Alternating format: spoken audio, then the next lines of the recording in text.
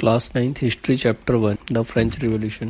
French revolution क्या है? The French revolution is a landmark in history of Europe and the world और Europe की history में जो फ्रेंच रिवॉल्यूशन था एक लैंडमार्क का काम करता। सबसे पहला रिवॉल्यूशन हुआ था, बाकी लोगों को इसने प्रेरणा भी दी थी इसके लिए। It ended the monarchial system in France. Monarchial system क्या होता है? जो राजतंत्र होता है, जहाँ पर एक ही व्यक्ति का राज चलता है, ठीक है, साम्राज्यवाद बोलते हैं इसको, तो वो था मोनार्ची सिस्टम। तो यहाँ से फ्रांस का जो था मोनार्ची सिस्टम जो था खत्म हुआ था। The slogan of French revolution के स्लोगन क्या क्या थे? That is liberty. लिबर्टी मतलब छूट, फ्रीडम, आजादी, इक्वालिटी मतलब समानता। ये सब इंपॉर्टेंट आइडिया बने थे नए एरा के लिए, मतलब जो नया एरा आने वाला था उसके लिए सब चीजें बहुत इंपॉर्टेंट थी। तो ये था फ्रेंच रिवॉल्यूशन, ठीक है। French society during the late 18th century. France के बारे में पढ़ेंगे पूरी 18th सेंचुरी के अंदर क्या था वो। French society during the late 18th century. Late 18th century का मतलब 18th सेंचुरी के एंड में फ्रांस की सोसाइटी किस प्रकार की थी, इसके अंदर में ये पढ़ना है। इन 1774 18th सेंचुरी बोला है तो यानी कि 1700 समथिंग चल रहा होगा। अब 1774 है, बट सेकेंड हाफ हो गया उसका, तो इसीलिए लेट 18th सेंचुरी लिखा है इसके अंदर। In 1774 Louis 16 of Bourbon family become the king of France. अब 1974 में लुईस 16 जो था, जो कि एक बर्बन फैमिली से था, वो वहां का राजा बना फ्रांस का। He was married to Austrian princess Marie Antoinette. उसने शादी की एक ऑस्ट्रिया की प्रिंसेस से, राजकुमार, जिसका नाम था मैरी एंटोनिटी, ठीक है। And Louis 16 become the king. जब वो राजा बना, he got the empty treasure. तो उसका जो राजशाही खजाना था, जो उसका खजाना था वो बिल्कुल खाली था। ट्रेजरी का मतलब होता है खजाना।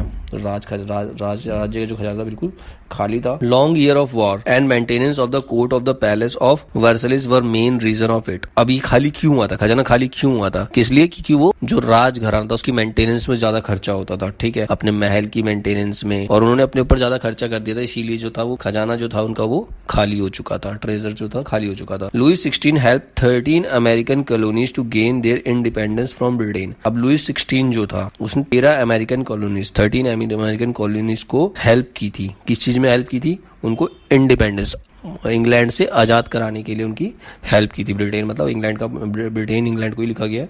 As a result of this more than 1 million livres were added to the डेप्ट which has already risen to more than 2 billion livres. जो डेप्ट का मतलब कर्जा, तो इसी वजह से जो उसका कर्जा था 1 मिलियन लीवर से बढ़कर 2 बिलियन लीवर हो गया, ठीक है। लीवर्स मतलब वहां की करेंसी थी, जैसे रुपीस करेंसी होती है हमारी, डॉलर करेंसी है, तो उस समय की करेंसी थी जो कि 1794 में खत्म कर दी गई थी। लीवर्स को 1794 में खत्म कर दिया गया था। नीचे दे रखा पॉइंट, ठीक है। ये उसकी फ्रांस की करेंसी थी, ठीक है, लीवर्स जो। तो उसका इसीलिए जब उसने हेल्प करी, अमेरिकन कॉलोनीज की हेल्प करी ब्रिटेन से आजाद कराने के लिए, तो जो उनका कर्जा था, डेप्ट जो था, 1 मिलियन लीवर्स से बढ़कर 2 मिलियन लीवर्स हो गया था। The lender who give the credit began charge an interest of 10% on loan. और जिन लैंडर्स ने उन्हें कर्जा दिया था, लोन दिया था, वो उसके ऊपर 10% इंटरेस्ट चार्ज करने लग गए थे, ठीक है, 10% का इंटरेस्ट चार्ज करने लग गए थे। To meet the expenses like maintain the army, the court, running government offices, universities etcetera, the state was forced to increase the taxes. अब इन खर्चों को पूरा करने के लिए, अब जब राज्य में आर्मी का खर्चा भी होगा, कोर्ट जो दरबार है वहां का खर्चा भी है, रनिंग गवर्नमेंट जो गवर्नमेंट ऑफिसेज चल रहे हैं उनको सैलरी भी देनी है जो गवर्नमेंट ऑफिसर्स हैं, तो उसमें भी खर्चा होता है। तो इन सब के लिए उनको क्या करना पड़ा? टैक्स बढ़ाने पड़े, ठीक है। स्टेट को क्या करना पड़ा? टैक्स इंक्रीज करने पड़े। However this measure was not sufficient as French society was divided into 3 states. लेकिन ये इतना सफिशिएंट नहीं था, तो फ्रेंच सोसाइटी थी वो 3 पार्ट में डिवाइड हो गई। 18th सेंचुरी में फ्रेंच सोसाइटी जो थी वो 3 स्टेट्स के अंदर डिवाइड हो गई। 18th सेंचुरी के अंदर only member of 3rd state पे टैक्स, और जो तीसरी जो स्टेट थी, 3 स्टेट में डिवाइड ना, जो 3rd स्टेट थी सिर्फ उसी के मेंबर पे टैक्स पे करते थे, उसी के मेंबर जो थे वो टैक्स पे करते थे। Society of state was part of feudal system of the middle age. तो जो सोसाइटी थी, उस स्टेट की जो सोसाइटी थी वो फ्यूडल सिस्टम का पार्ट हुआ करती थी। फ्यूडल सिस्टम क्या होता है? फ्यूडल सिस्टम में क्या होता है? कुछ लोगों को जमीन दी जाती है। फ्यूडल सिस्टम में क्या होता है? कुछ लोगों को जमीन दी जाती है ताकि उस पर खेती करके अपना गुजारा कर सके। उसके बदले में जिन लोगों को जमीन दी जाती है राज्य के गुलाम हो जाते हैं, मतलब उनको राज्य के लिए कभी भी लड़ना पड़ सकता है। अगर लड़ाई हुई तो उन लोगों के लिए लड़ना पड़ेगा जिन लोगों ने उन्हें जमीन दी। इसी को बोलते हैं फ्यूडल सिस्टम, ठीक है। यहाँ दे रखा है नीचे फ्यूडल सिस्टम क्या है, और ये मिडल एज ऑफ यूरोप में एग्जिस्ट करता था। In this system people were given land and protection by noble man and had to work and fight for him in return. उसके लिए उसको काम करना पड़ता था और लड़ना भी पड़ता था अगर जरूरत पड़े तो, जिसने भी उसको जमीन दी थी, दैट इज फ्यूडल सिस्टम। ठीक है, ये मिडल 17th सेंचुरी के मिडल में था यूरोप के अंदर। The society and institution of France before 1789 is considered old regime. 1789 से पहले जो भी सोसाइटी और इंस्टीट्यूशन थे फ्रांस के, उनको हम ओल्ड रिजाइम कहते हैं। ठीक है, ओल्ड रिजाइम वही है जो 1789 से पहले फ्रांस के सिस्टम हुआ करते, तो ओल्ड रिजाइम हो गए। ठीक है, the three state of France at the time were, अब 3 स्टेट का नाम आया था, तो 3 स्टेट कौन कौन सी थी? पहली स्टेट क्या थी?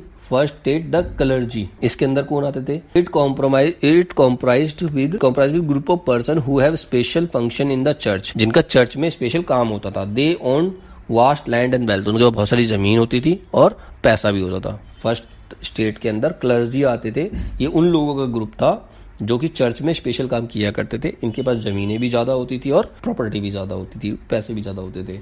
दे enjoyed certain privileges by birth, इन्हें बाय बर्थ ही कुछ अधिकार मिल जाया करते थे, like exemption from paying tax to the state, मतलब इन्हें कोई भी टैक्स, किसी प्रकार का टैक्स नहीं पे करना पड़ता था और ये राइट इन्हें बाय बर्थ मिलता था। थर्ड है the church levied a tax called, जो टैक्स लगाते थे उसको क्या बोलते थे? टिथे, फ्रॉम द पीजेंट। जो पीजेंट मतलब पुजारी होते हैं, जो वहां के पुजारी से जो टैक्स लिया था वो बोलते थे टीथे। ठीक है, which comprise of 1/10 of the agriculture produce. अब वो कितना होता था? जितना भी एग्रीकल्चर से वो प्रोड्यूस करते उसका 1/10 एज अ टैक्स उन्हें देना पड़ता था, उसको बोलते थे टीथे। तो फर्स्ट स्टेट हो गई। सेकंड स्टेट के अंदर क्या है? The nobility. इसमें नोबिलिटी आते थे। It comprise rich aristocrat people of the state, इसमें अमीर लोग आया करते थे। इस स्टेट के अंदर अमीर लोग आया करते थे। They also enjoy the privilege of exemption from paying taxes on the state to the state, इनको भी एग्जेम्पशन होती थी टैक्स पे करने से, इनको भी टैक्स पे नहीं करना पड़ता था। दे इंजॉयड फ्यूडल प्रिविलेजेस, इनको फ्यूडल प्रिविलेजेस मिलते थे, that is feudal dues which they extracted from the peasant. Third state, अब थर्ड स्टेट में क्या था? It comprise rest of population. अब इसमें जो फर्स्ट और सेकंड में आ गए वो नहीं होते थे, बाकी सारी पॉपुलेशन थर्ड स्टेट के अंदर आती थी। इसके अंदर बिजनेसमैन हो गए, मर्चेंट्स हो गए, court officials, lawyers, peasants, artisan, landless labours, ये सारे लोग आते थे जिनको टैक्स भी पे करना पड़ता। They had no privileges as they had to pay direct taxes called taille. Taille क्या होते थे? जो डायरेक्ट टैक्स दिए जाते थे सरकार को, राज्य को जो डायरेक्ट टैक्स पे किया था उनको टैली बोलते थे। ठीक है, तो ये वो लोग थे जिन्हें डायरेक्ट टैक्स पे करना पड़ता था, किसी प्रकार की कोई छूट नहीं थी। To the state as well the number of indirect tax, उन्हें इनडायरेक्ट टैक्सेस भी देने पड़ते थे। डायरेक्ट टैक्स के साथ साथ इनडायरेक्ट टैक्सेस भी देने पड़ते थे।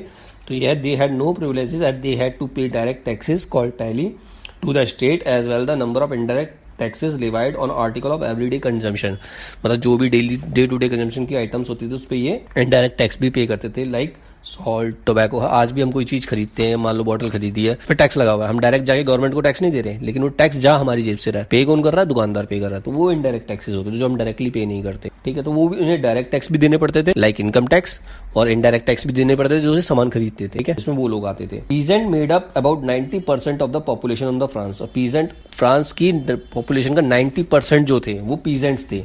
Only a small number of them own the land and cultivated, उनमें से कुछ ही लोगों के पास जमीन थी जिसके ऊपर वो जब खेती कर सकते थे, कल्टिवेटेड मतलब जिसके ऊपर खेती कर सकते थे। 60% of the land was own by the nobles, और 60% जमीन जो थी वो नोबल्स के पास होती थी, जो मतलब जो धार्मिक लोग हुआ करते थे। The church and the other richer man on to the third state. Peasant were forced to work in the house of nobles, जो पीजेंट्स थे, को पीजेंट इसमें वो है जो किराए की जमीन पर खेती करते हैं, दूसरों के लिए काम करते हैं, वो पीजेंट्स हैं इसके अंदर। ठीक है, उनको अमीरों के लिए काम करना पड़ता था, उनकी जमीनों पे काम करना पड़ता। To serve in the army, उन्हीं लोगों को आर्मी में भर्ती किया था, क्योंकि जो अमीर है वो तो मरने के लिए जाएगा नहीं, जो गरीब है काम कर रहा है उसी को फौज में भी भर्ती किया जाता था। ठीक है, उन्हीं लोगों से रोड्स बनवाए जाते थे, मतलब सारे काम उन लोग पीजेंट्स से ही करवाए जाते थे जो मजदूर आदमी हुआ करते थे। तो ये तो 3 स्टेट्स हो गई, first state, second state and third state. ठीक है, इसके बाद स्ट्रगल टू सर्वाइव, तो वहां पर सर्वाइव करने के लिए किस प्रकार का स्ट्रगल होता था फ्रांस के अंदर। During 1715 to 1789 the population of France increase rapidly. इस पीरियड के अंदर 1715 से लेकर 1789 के पीरियड के अंदर फ्रांस की पॉपुलेशन बहुत तेजी से बढ़ी, which led to rapid increase in demand for food and grain, जिससे अब पॉपुलेशन बढ़ी, फूड्स और ग्रेन की डिमांड भी बढ़ गई। Insufficient production increase the price of bread, production उतनी थी नहीं जितनी पॉपुलेशन हो गई, तो क्या हुआ, उसकी सप्लाई को, उसकी डिमांड को पूरा करने के लिए क्या करेंगे, उसको बढ़ा दिया।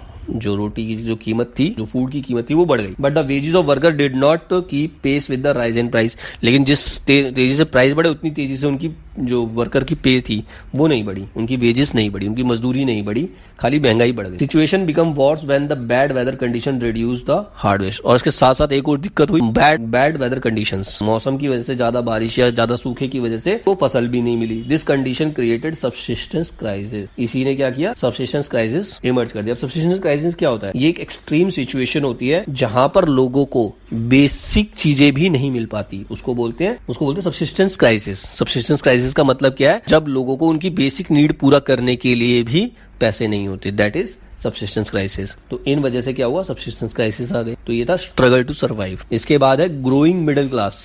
मिडिल क्लास ने ग्रो करना शुरू किया। In 18th century new social group emerged who were known as the middle class. अब 18th सेंचुरी में एक नया सोशल ग्रुप आया। एक तो होते पहले तो बहुत अमीर हो गए और एक गरीब हो गए, दो ग्रुप हो गए।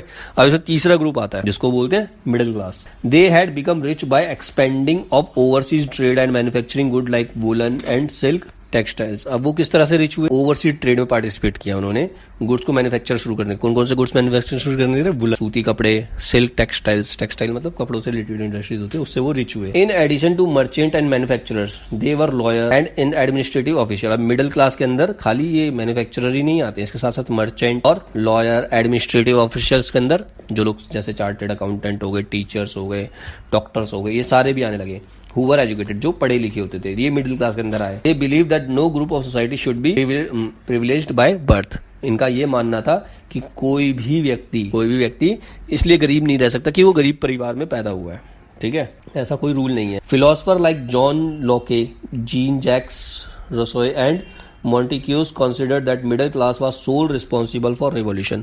अब रिवॉल्यूशन का मतलब होता है चेंजेस लाने के लिए मिडिल क्लास का रोल ही बहुत ज्यादा इंपॉर्टेंट है, क्योंकि वो एजुकेटेड है, उनके अंदर सोच है। They spread the idea of freedom, equal laws and opportunity for all. तो उन्हीं वही लोग हैं जो कि ये फ्रीडम का, इक्वल लॉज का और इक्वल अपॉर्चुनिटीज का फंडा लोगों के बीच में ला सकते हैं, लोगों को सोचने में मजबूर कर दे सकते हैं।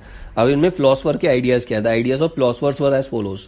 अब अलग अलग फिलोसफर्स के क्या क्या आइडिया थे। पहला था जॉन लॉके, उसका क्या आइडिया था, John Locke is in two treatise of government. उन्होंने एक बुक लिखी थी, two treatise of government, criticise the doctrine of divine and absolute right of monarch. मतलब उसने इस सोच का खंडन किया था कि कोई भी व्यक्ति बाय बर्थ राजा बन सकता है और कोई भी व्यक्ति बाय बर्थ गरीब रह सकता। तो इस विचार का उन्होंने खंडन किया था, जो उन्होंने लिखा था to treatise of government. Government के दो ही सोच है, जो राज परिवार में पैदा वो राजा बन जाएगा, बाकी सब जो है उसके दास होंगे, तो ये गलत था।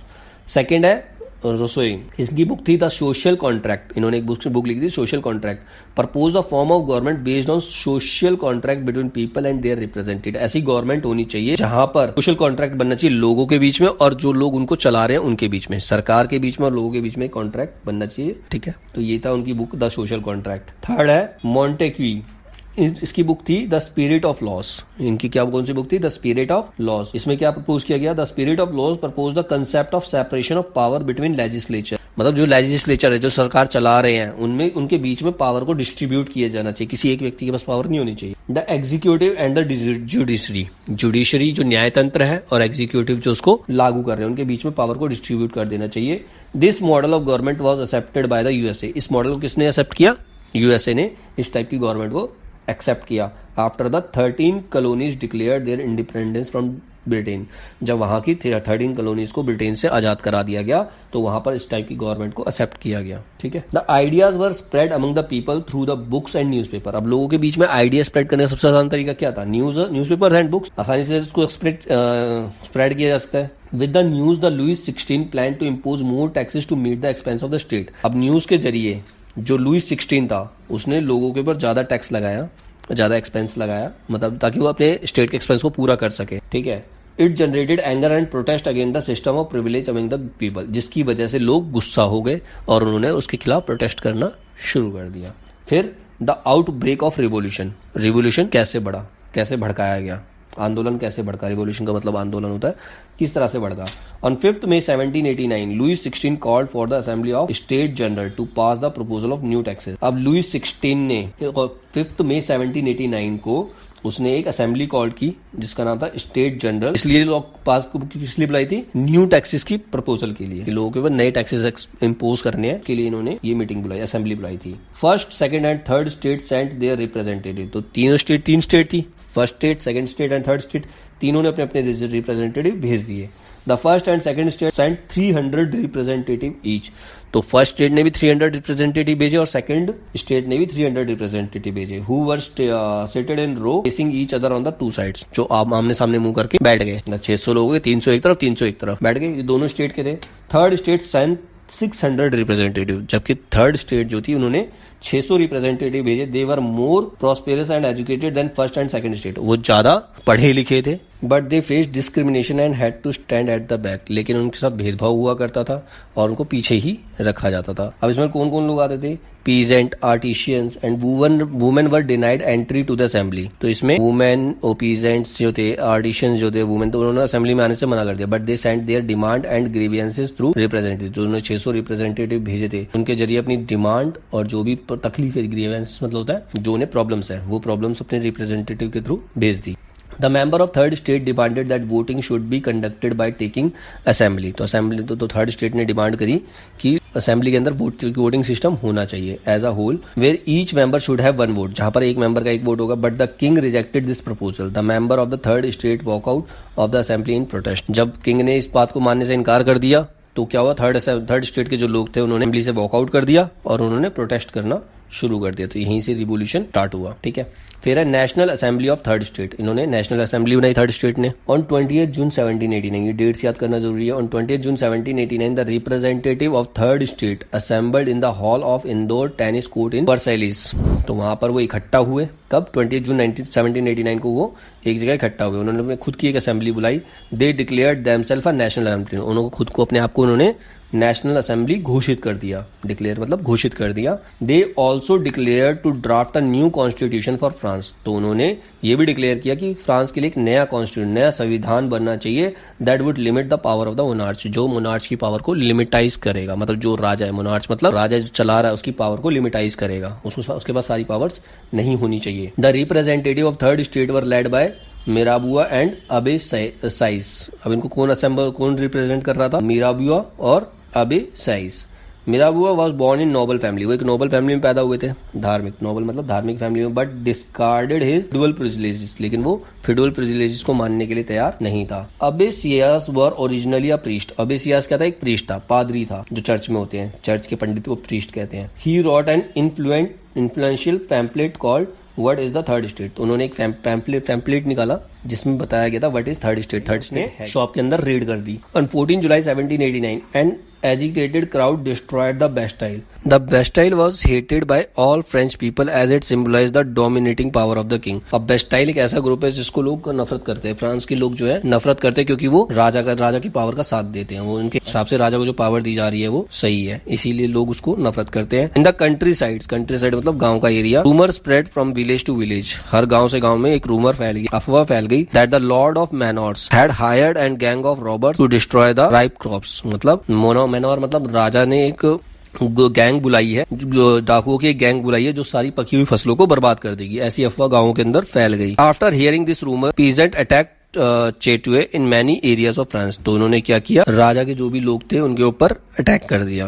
The peasant looted stored grain and burn document containing record of manorial dues. तो जो पीजेंट्स थे, जो मजदूर थे, उन्होंने काफी दुकानें, गोदाम जो अनाज के गोदामों को लूट लिया और जो डॉक्यूमेंट थे उनकी डेप्ट के, जो कर्जे के डॉक्यूमेंट्स थे, जो जिनके ऊपर पे करना पड़ता था, उनको जला दिया। ठीक है, मोनोरियल ड्यूज के जो भी डॉक्यूमेंट्स उनको जला दिया। Due to all this a large number of noble move to neighbouring countries. तो ज्यादातर जो नोबल लोग थे वो पड़ोसी कंट्री के अंदर चले गए। फिर है end of special privileges. As a result of revolt on 4 August 1789 France under Louis 16 pass the law of abolishing the feudal system of obligation and taxes. तो उन्होंने अपना जो फ्यूडल सिस्टम था, जिसके अंदर सारे टैक्सेस के ऑब्लिगेशंस वगैरह होते थे, सारी चीजें होती थी, उसको खत्म कर दिया। एब्लिश मतलब खत्म कर दिया। The member of clergy were also forced to give up their privileges. तो क्लर्जी मतलब जो टॉप के लोग थे, उनको भी टैक्स देने के लिए फोर्स किया गया। Tithes were abolished and land owned by the church were seized by authority. जो चर्च के पास लैंड हुआ करती थी उसको सीज कर दिया गया। By this the government acquired assets worth at least 2 billion levers.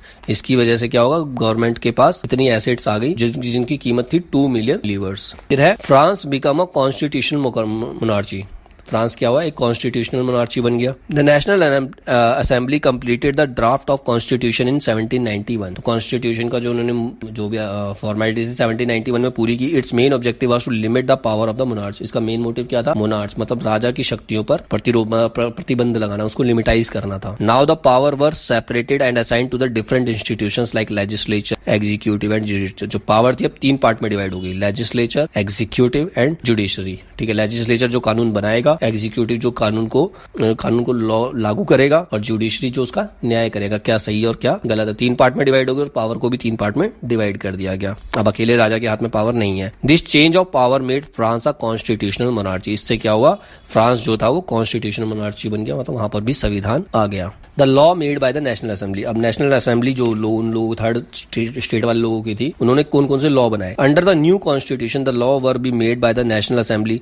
The assembly was indirectly elected. Assembly को इनडायरेक्टली इलेक्ट किया गया। That is active citizen voted for a group of electors. Active citizen है, उन्होंने group of electors के लिए vote किया। ठीक है, who in turn choose the assembly member. जो जिन लोगों को वोट किया उन्होंने असेंबली मेंबर्स को चूज किया। तो डायरेक्टली लोगों ने चूज नहीं किया असेंबली मेंबर्स, उनके रिप्रेजेंटेटिव्स ने चूज की। तो हाईलाइट ऑफ चेंज सिस्टम, अब नए चेंज सिस्टम जो आया था उसकी क्या क्या हाईलाइट्स थी। Man who were above 25 year of age and who paid taxes equal to at least 3 days of labour wages were given status of active citizen. अब यहाँ पर एक नया रूल बना, जो व्यक्ति 25 साल से ज्यादा है, इतना टैक्स पे अपनी 3 दिन की मजदूरी जितना टैक्स वो पे करता है, तो वो एक्टिव सिटीजन माना जाएगा। ठीक है, that is they had right to vote. तो उनके पास वोटिंग करने का राइट होगा। The remaining man and all women were classed the passive citizen. बाकी इनके अलावा जो भी मैन और वुमेन है उनको पैसिव सिटीजन्स कहा जाएगा, जिनको कोई अधिकार नहीं है वोटिंग करने का। ठीक है, वोटिंग वही करेंगे जो टैक्स पे कर रहे हैं। Second, the qualify as an elector then a member of the assembly the man had belong to highest group of the tax payers. अब उनका रिप्रेजेंटेटिव कौन बन सकता है,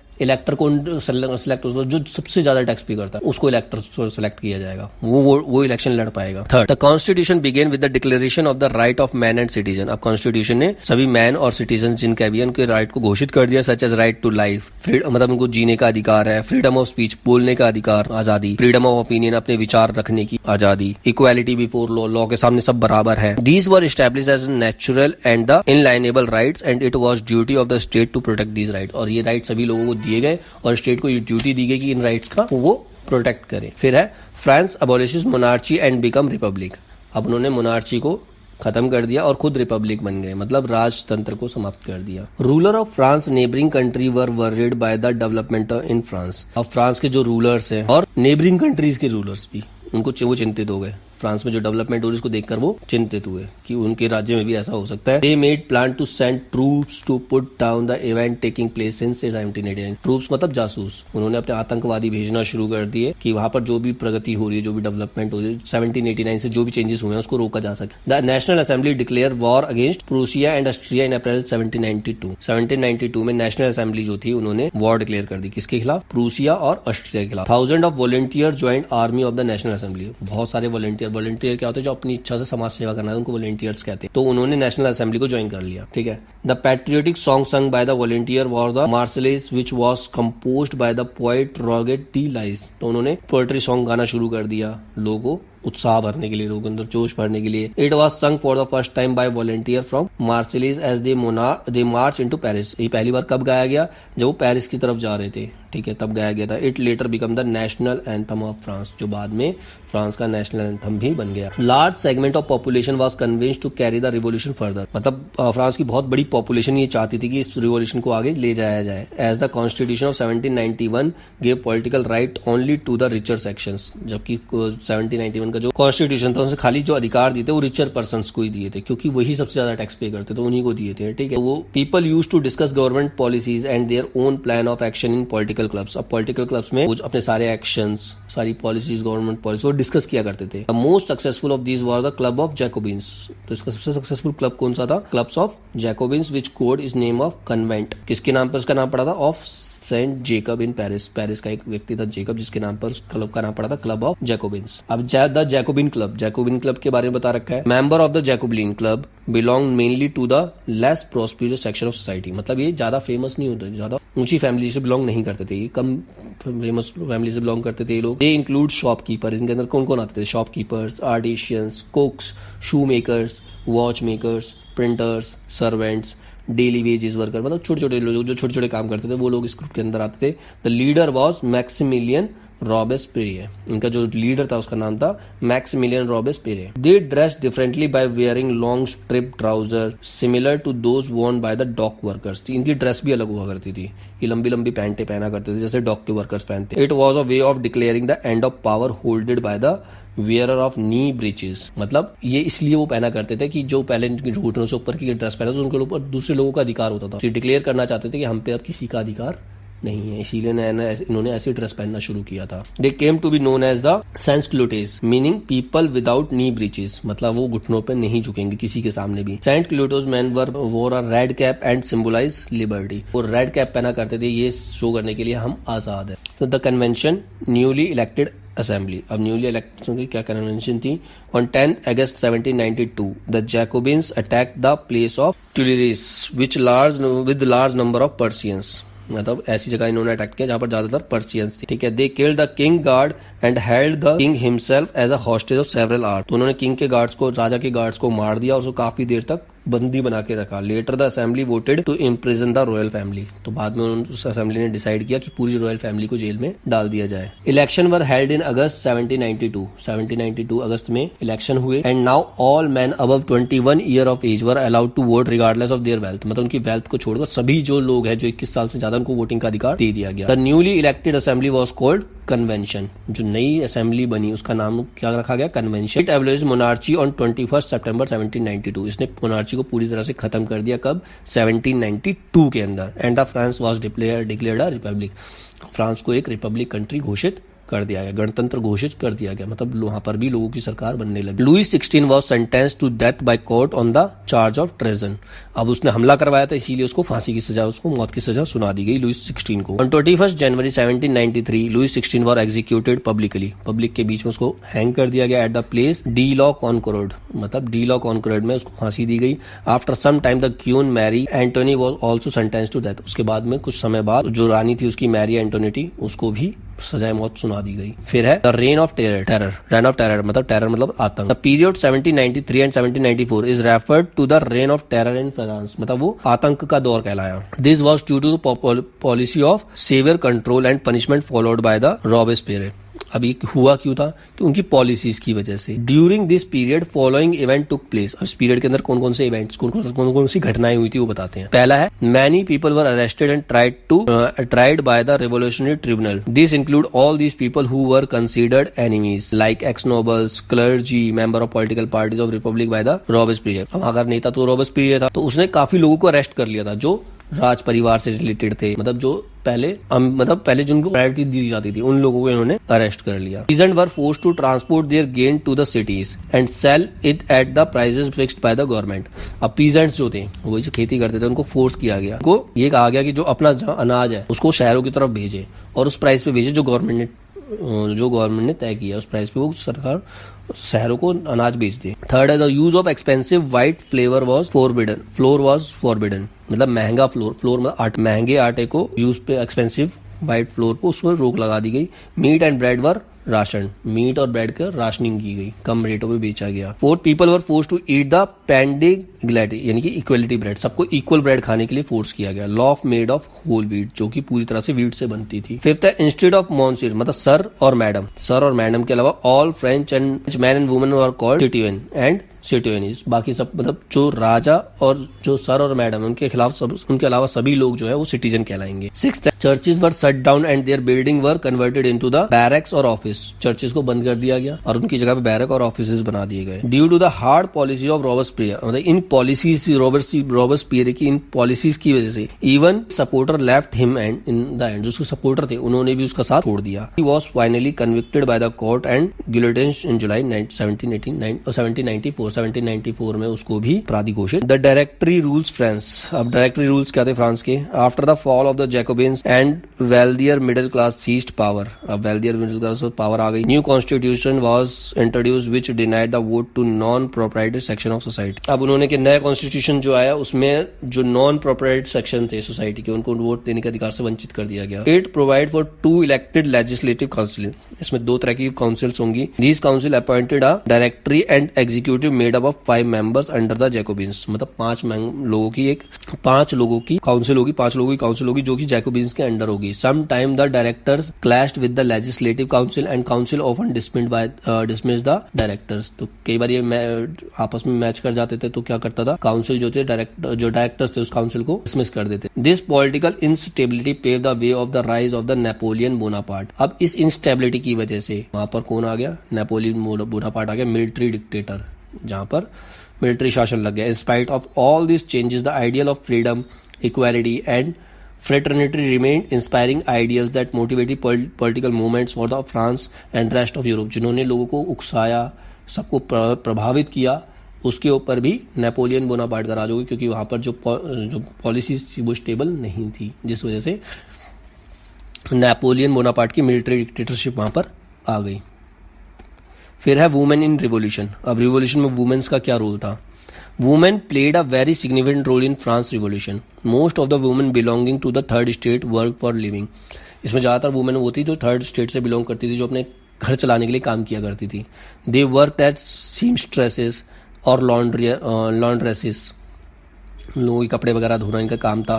Sold flowers, fruits, vegetables in the market. सब्जियां बेचना, फूल बेचना, फल बेचना, ये इनका काम था. एम्प्लॉयड एज डोमेस्टिक सर्वेंट इन रिच फैमिली. रिच फैमिली में ये नौकरों का काम भी करती थी. ठीक है. Only the daughter of noble and wealthier member of the third state could study as a convent. खाली जो थर्ड स्टेट के जो रिच पीपल हुआ करते थे उन्हीं की लड़कियां पढ़ने जाती थी कॉन्वेंट स्कूल में.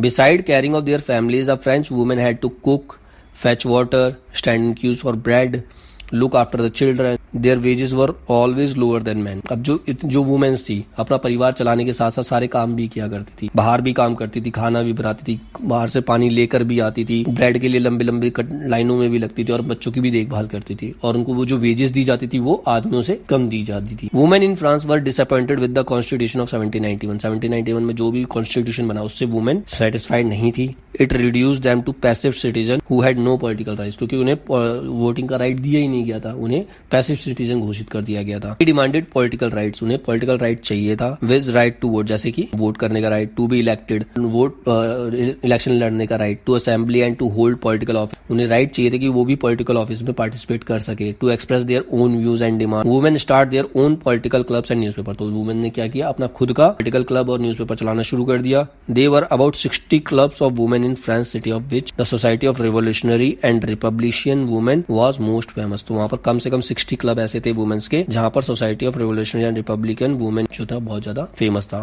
फिर laws pass to improve women life. Women की लाइफ को सुधारने के लिए कौन से लॉ पास किए गए. In the early year law were pass to improve the life of womens. The changes occurred by this law. अब कौन कौन से लॉ पास हुए. पहला, women gained access to education with the introduction of state schools and system of compulsory education for girls. उनके लिए girls के लिए एजुकेशन कंपल्सरी कर दी गई, प्राइमरी एजुकेशन कंपल्सरी कर दी गई और उनको एजुकेशन का राइट दे दिया गया. Second, women could no longer be forced into the marriages by their father. They could marry according to their, मतलब उनके पिता उनकी जबरदस्ती शादी नहीं करा सकते, वो अपनी मर्जी से शादी कर सकते, ये राइट उन्हें दिया गया. Third, marriage was now a contract which could be registered under civil law. Marriage को एक कॉन्ट्रैक्ट बनाया गया जो सिविल लॉ के अंदर जिसको रजिस्टर करना पड़ेगा. Fourth, divorce were made legal. Divorce को लीगल घोषित कर दिया गया. Both man and women could apply for it. अगर कोई खुश नहीं है तो वो अप्लाई कर सकते हैं उसके लिए. फिफ्थ है, women could train for jobs. उनको जॉब्स के लिए ट्रेन किया गया. बिकम आर्टिस्ट और रन स्मॉल बिजनेस. उनको जॉब के साथ साथ स्मॉल बिजनेस और आर्टिस्ट बनने के लिए भी ट्रेन किया गया वुमेन्स को. तो ये राइट्स उन्हें दिए गए. French women got right to vote. उन्हें वोटिंग का राइट मिला. During the reign of terror the government ordered for the closure of women club and ban their political activities. तो उन्होंने वुमेन्स क्लब को बंद कराया और उनकी पॉलिटिकल एक्टिविटीज को भी बैन कर दिया. Many prominent women were arrested and executed. मतलब काफी सारी वुमेन को अरेस्ट भी किया गया और उन्हें फांसी भी दी गई. एक्सिक्यूटेड मतलब उन्हें फांसी भी दी गई. Women struggle for voting and equal political rights were carried on through the international suffrage. अब ये जो उनकी लड़ाई थी इंटरनेशनल लेवल पे चली गई. Suffrage movement during the late 19th and early 20th century. Finally 1946 French women won the right to vote. Last में लड़ते लड़ते उनको 1946 के अंदर उनको राइट टू वोट मिल गया, उन्हें वोटिंग करने का अधिकार मिल गया. फिर है the abolition of slavery. Slavery मतलब दास बनाना, उस रूल को अबॉलिश किया गया. The greatest social reform made by the Jacobin government was to abolish slavery in French French colonies. तो सबसे ज्यादा जो मेजर रिफॉर्म था, जो सबसे बड़ा बदलाव था, ये था फ्रेंच कॉलोनीज से उन्होंने स्लेवरी को खत्म कर दिया इसने जैकोबिन गवर्नमेंट ने। The French colonies in the Caribbean like Martinique, Guadeloupe and Saint Domingue were important supplier of tobacco, indigo, sugar, coffee etcetera. French colony में बहुत सारे ऐसे लोग थे जिसमें इंपॉर्टेंट सप्लायर्स आते थे, किसके, टोबैको के, इंडिगो, नील, शुगर, कॉफी एक्सेट्रा।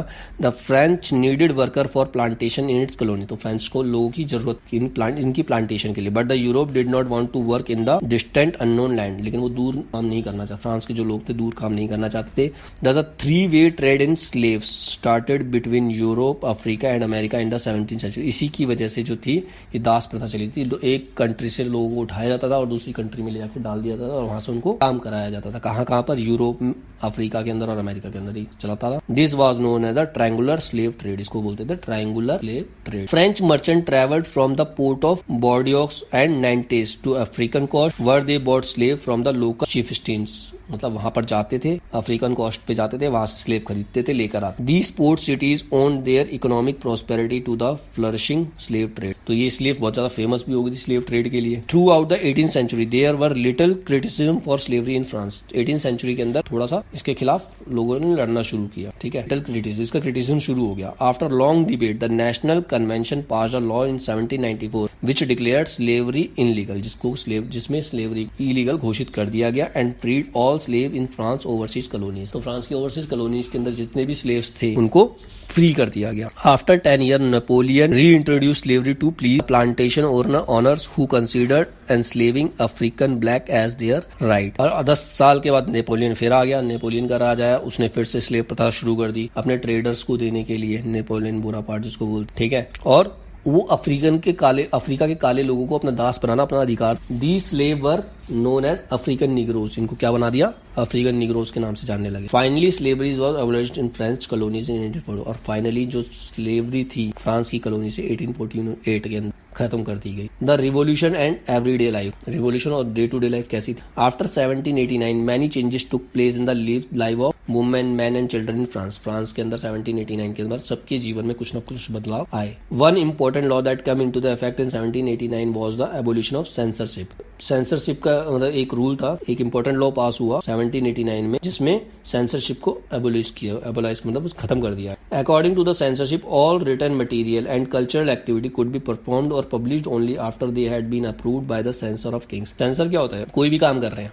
वो लिखित में देगा, राजा ने लिखित में पूरी डिटेल देंगे ये काम करना। राजा अगर उसको पास करेगा तो हो सकता है, नहीं करेगा तो नहीं हो पाएगा, उसको बोलते हैं सेंसरशिप। जैसे आज की डेट में मूवीज को सेंसरशिप के लिए भेजा जाता है ना, तो उसमें काफी सीन एडिट कर दिए जाते हैं, कट कर दिए जाते हैं। उसी तरह से वो लिस्ट राजा के पास जाया करते, तो जो राजा अप्रूव करता था वही काम होते थे, तो इसको खत्म कर दिया गया, ऐसी प्रथा को खत्म कर दिया गया। With the abolition of censorship the declaration of the right of man and citizen, freedom of speech and expression become a natural right of man, ये उनको नेचुरली राइट मिल गए। This led to the growth of newspaper, pamphlet, book, printed pictures. Freedom of press gave voice to the opinion and counter opinions. जब press को freedom मिली, लोगों को ज्यादा freedom मिलनी शुरू हो गया। इसका कंक्लूजन क्या है, सार क्या है पार्ट का। 1804 Napoleon Bonaparte, a famous French general, crown himself emperor of France. इसने अपने आप को फ्रांस का राजा घोषित किया था। He conquered neighbouring European countries, उसने नेबरिंग यूरोपियन कंट्रीज को कंकर्ड मतलब उनको प्रभावित किया। Exposed dynasties and created kingdom where he placed member of his family. उसने अलग अलग जगह पर राज्य बना लिया और वहां का राज्य किसको दे दिया, अपने रिलेटिव्स को बांट दिया। He saw himself a moderniser of Europe, वो अपने आप को ये समझता था कि वो यूरोप में मॉडर्निज्म ला रहा है, मॉडर्नाइज कर रहा है पूरे यूरोप को। He introduce many law such as protection of private property, private property को प्रोटेक्ट करने का रूल बनाया इसने। And uniform system of weight measure provided by the decimal system, uniform system ला दिया, सबको यूनिफॉर्म में रहना चाहिए, वेट प्रॉपर होना चाहिए, ठीक है, डेसिमल सिस्टम, ये सारी चीजें लेके आया Napoleon Bonaparte. Many people saw Napoleon as liberator who would bring freedom for the people. कई लोगों को ये लगा था कि वो लोगों के लिए आजादी लेके गया, लोगों की आजादी के लिए काम करेगा। But soon his army came to be viewed everywhere as an invading force. अब धीरे धीरे सबको पता चल गया कि ये सिर्फ अपना राज्य स्थापित करना चाहता है। Napoleon was defeated by Waterloo in 1815। Finally Napoleon को हराया किसने? वाटरलू ने हराया 1815 के अंदर। Even after his defeat idea of Napoleon on liberty and modern loss continued in the other part of Europe. उसके आइडियाज जो है यूरोप के बहुत सारे पार्ट में फिर भी अपनाए जाते रहे। The idea of liberty and democratic right were the most important legacy of the French revolution which spread all over the Europe. मतलब जो लिबर्टी और डेमोक्रेटिक राइट के जो आइडियाज थे वो पूरे यूरोप के अंदर फैले। फ्रांस रिवॉल्यूशन के जो आइडियाज थे, this led to abolition of feudal system. इसकी वजह से हर जगह से फ्यूडल सिस्टम जो था वो खत्म हो गया। And freedom of colonised nation, और जो कॉलोनाइज्ड नेशन है उनकी फ्रीडम उनको मिली। Tipu Sultan and Raja Ram Mohan Roy are the some of the Indians who were inspired by the idea of French revolution. तो टीपू सुल्तान भारत का था ये भी, और राजा राम मोहन राय एक समाज सुधारक थे। ये फ्रेंच रिवॉल्यूशन से बहुत ज्यादा प्रभावित हुए थे।